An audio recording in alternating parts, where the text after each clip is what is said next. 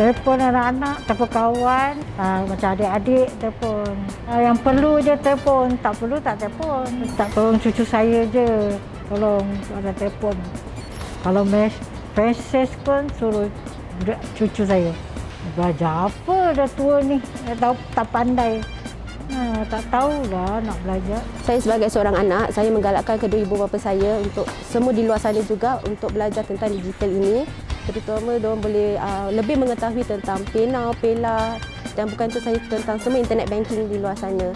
So mereka tak akan kena scam oleh sesiapa di luar sana.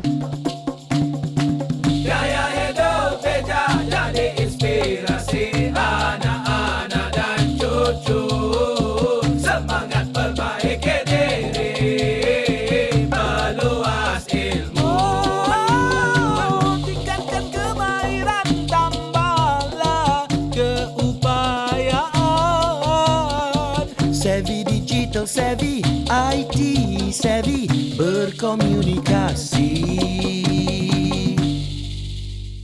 Pandemik COVID-19 banyak merubah rutin seharian masyarakat umum dan menjadikan kita lebih bergantung kepada penggunaan teknologi.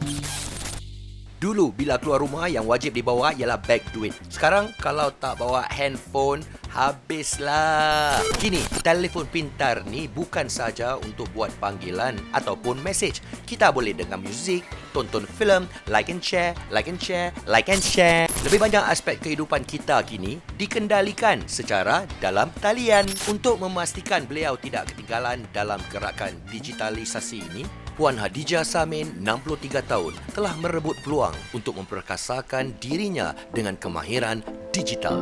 Cik Hadijah, boleh tak beritahu saya bagaimana bermulanya perjalanan Cik Hadijah dalam SG Digital? Saya sebenarnya baru pindah kemari.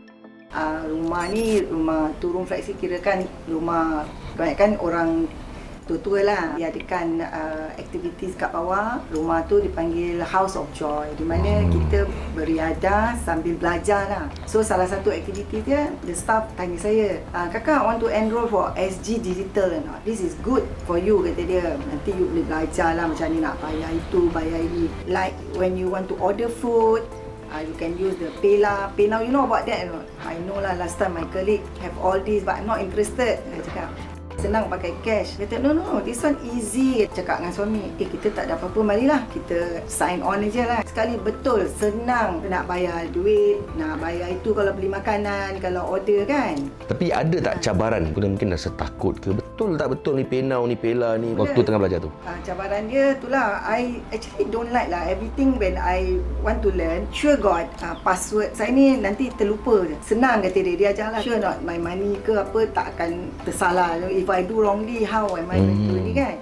Habis dia kata, no kakak, this one also can prevent you from this, that. Baguslah, staff dia pun ajar saya teliti lah, orang dia macam kasih confident. Saya pun suka jugalah pasal I can go to banyak apps. Apa yang anda belajar tu dapat memanfaatkan diri anda? Macam PayNow gini kan, nak transfer duit pada my husband, nak ambil duit tu cash, nak kasih dengan dia ke, nak anak saya gitu. Saya kalau tak ada cash kat rumah, saya dah tak payah nak pergi post office. Pada saya, itu menyenangkan saya lah. Saya nak beli barang sikit ke, saya boleh gunakan Paylah. Saya gunakan Selepas untuk cek saya punya CPF, Medisave, apa-apalah yang kita nak tahu daripada situ kan. Pada saya tu macam very convenience lah. Bagaimana aplikasi ini dapat memaskini kehidupan anda seharian? Saya tak payah nak kalang kabut, nak bayar-bayar bil. Kalau sampai suami saya tak sempat ke apa, disuruh saya pergi pada app ni untuk buat bayaran lah. E-bill dah ada datang kan, saya terus automatik boleh buat payment lah. Sekarang dah, bang, semua dah saya dah settlekan. Jadi kita ada masa lain, boleh buat benda lain lah. So saya boleh attend ada courses tu kan, buat kuih-kuih ke apa. Kat bawah ni macam-macam ada kan. Kata orang tu, all in my hand lah. Using the phone kan.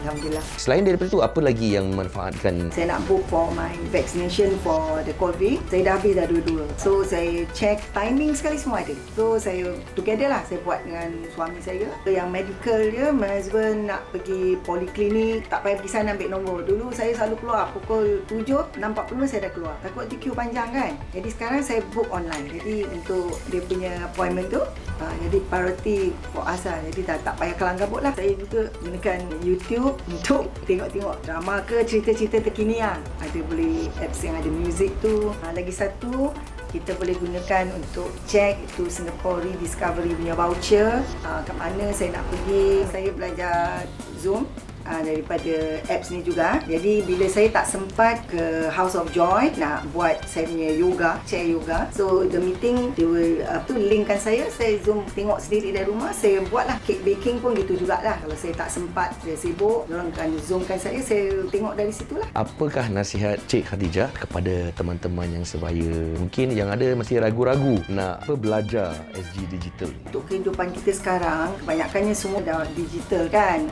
Untuk menyenangkan kita lah tu, supaya belajar lah, pergi je join ini kan. Saya dah join gini, saya rasa macam memudahkan saya lah. Jadi saya rasa ini mempermudahkan kehidupan kita lah.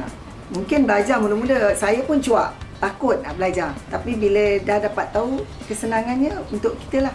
Nak order apa-apa pun dah kata orang dah confident lah. Sejak dah tahu ni kan macam mana nak pakai. Teman-teman saya, kawan-kawan ni semua ni kan, kita join ni SG Digital untuk kemudahan kita.